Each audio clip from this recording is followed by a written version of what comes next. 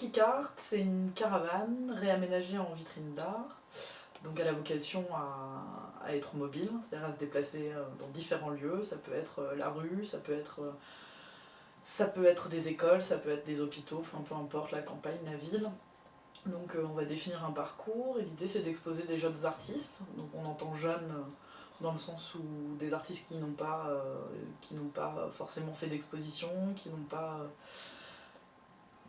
pas de galerie, qui n'ont pas de prix, qui n'ont pas d'études forcément d'art, même des amateurs, c'est pas un souci, enfin, on accueille tout le monde. Voilà. Et la collaboration, elle a commencé comme ça, enfin on a travaillé ensemble, très vite c'était pas vraiment un stage, c'était vraiment déjà une collaboration. Paola nous a amené ses connaissances, on a monté des projets ensemble, des événements.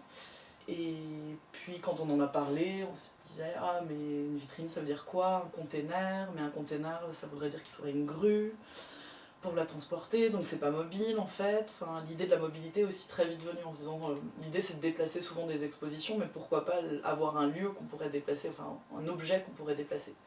Et donc voilà, très vite c'est venu l'idée de la caravane, en regardant un petit peu sur des sites, en se rendant compte qu'une caravane, une vieille caravane ça coûtait pas très cher.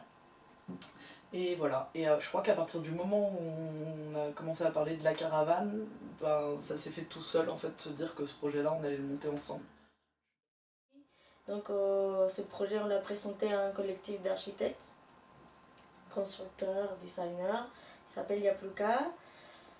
On l'avait présenté à d'autres collectifs aussi à un moment donné, mais c'est les Yapluka qui nous ont dit tout de suite oui, ça nous plaît, on le fait avec vous. Et c'est en fait eux qui nous ont un peu encouragés et guidés un peu sur l'achat de quelle caravane, comment, qu'est-ce qu'il faut qu'elle ait.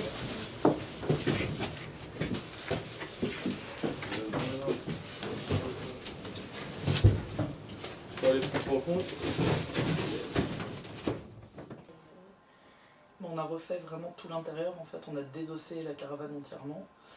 Et l'idée c'était de... on n'a aucune idée en fait de ce qu'il y a en dessous les murs, donc c'était déjà de voir l'état.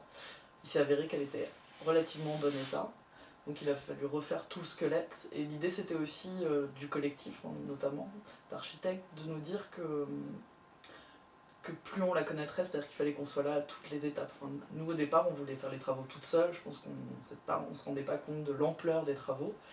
Et de toute façon on n'avait pas le lieu, on n'avait pas les outils, donc... on n'avait pas non plus les connaissances pour savoir comment sûr. est-ce que ça tient, ça va peut-être faire comme ça. C'est sûr que ça serait pas du tout le même résultat si on l'avait pas fait avec eux. Et donc eux ils nous ont apporté toutes leurs compétences, etc. Mais c'est vrai que nous on était vraiment... c'était important qu'on soit là à toutes les étapes pour comprendre, c'est-à-dire qu'aujourd'hui l'idée c'est s'il y a un souci, de l'eau qui rentre dans la caravane ou quelque chose qui se casse la figure, qu'on puisse le régler nous-mêmes parce qu'on pourra faire le diagnostic et... en fait on la connaît entièrement. On la connaît par cœur, voilà, dans les moindres détails.